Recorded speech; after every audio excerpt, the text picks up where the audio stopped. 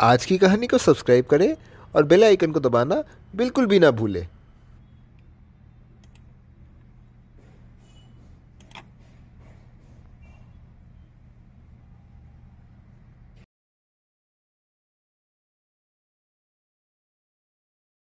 एक नगर में एक जमींदार रहता था। उसके पास अपार धन तथा संपत्ति थी। वहां पर हड़िया नाम का मजदूर भी रहता था। वह भी निकट एक झोपड़ी में रहता था। एक दिन वह जमींदार के घर जाता है। जमींदार घमंडी स्वभाव का था। हड़िया उनके घर जाता है, परंतु जमींदार निराश हो जाता है। वह उसको असमय यहाँ आने पर डांटने लगता है। हड़िया अपने मालिक को घर गिरवी रखकर कुछ धन मांगता है। जमींदार कहता है, मैं तो तुम्हें मासिक शुल्क देता हूँ, मैं अभी नहीं दे सकता हूँ। मालिक उस पर दया करता है और थोड़ा सा धनराशि उस पर सौंपता है। हड़िया वापस घर को लौटता है और अपनी स्त्री को वह प्राप्त धनराशि सौंपता है। उसकी स्त्री अपने पति की बात से चिंतित होती है। कुछ समय बीतते हैं। हड़िया के घर के बाहर एक साधु भिक्षा के लिए आता है। हड़िया बहुत दयालु था। वह उस साधु के लिए भोजन देता है। साधु संतुष्ट होता है और उसको आशीर्वाद देता है।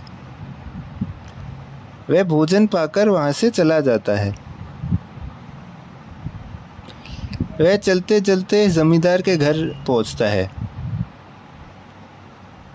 जमींदार की स्त्री उन्हें भीतर शरण देती है। साधु भीतर प्रवेश करता है, तभी जमींदार वहां आता है और उसे देख क्रोधित होता है। वह अपने स्त्री को साधु को बुलाने के लिए डांट लगाता है। वह पूछता है, तुमने साधु को कैसे अपने घर में शरण दिया है? यह सुनकर साधु नाराज हो जाता है और कहता है, तुम बहुत घमंडी हो, मैं तुम्हें श्राप देता हूँ।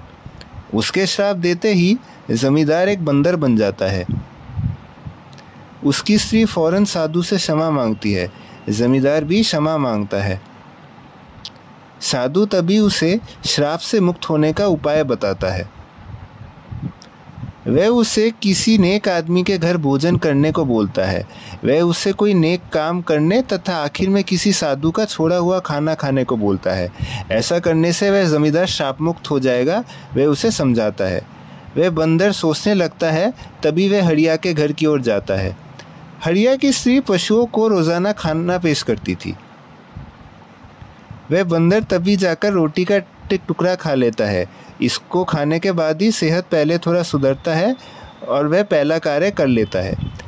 अब वह बंदर किसी की सहायता करने की सोचता है। वह गांव में घूमता रहता है और उसे एक झोपड़ी मिलती है।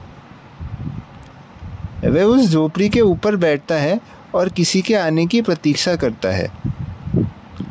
तभी एक आदमी और उसकी स्त्री उस झोपड़ी में घुसते हैं।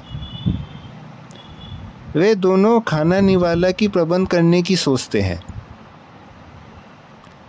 बंदर ऊपर बैठकर सब सुन रहा था। वह सुनता है और तभी बहुत सारे फलों का इंतजाम करता है। वह उन सारे फलों को उनके निकट पेश करता है। बंदर अब आधा मनुष्य में बदल जाता है।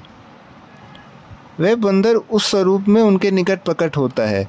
वह दंपत्ति उसको देख घबरा जाते हैं। तभी वह बंदर अपनी आपबीती सुनाता है। वह अब तीसरे कार्य को करने में लग जाता है। वह गांव के और भीतर जाता है और किसी साधु का छोड़ा हुआ खाना तलाशता है। वह वहां पर तभी एक साधु को अपने बर्तन झोपड़ी के बाहर रखते हुए देखता है।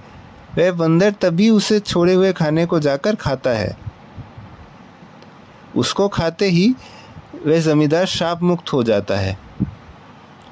जमींदार उस साधु से मिलता है और आभार व्यक्त करता है। वह जीवन का महत्व समझता है। वह स्वयं की घमंड को त्यागने की सोचता है। तभी वह हड़िया के घर जाता है। हड़िया अपने मालिक को देख घबरा जाता है। वह उनसे 1 हफ्ते का अधिक समय मांगता है। ज़मींदार उसे माफ़ करता है और अपने घर बुलाता है। हरिया उनके घर जाता है और ज़मींदार उसे अपने घर के कागज़ लौटा देता है। कई दिन बीतते हैं। वह हरिया को अपने घर भोज पर बुलाता है। वे सभी साथ में भोजन करते हैं। इस प्रकार से वह ज़मींदार अपने घमंड को त्याग करने लगता है।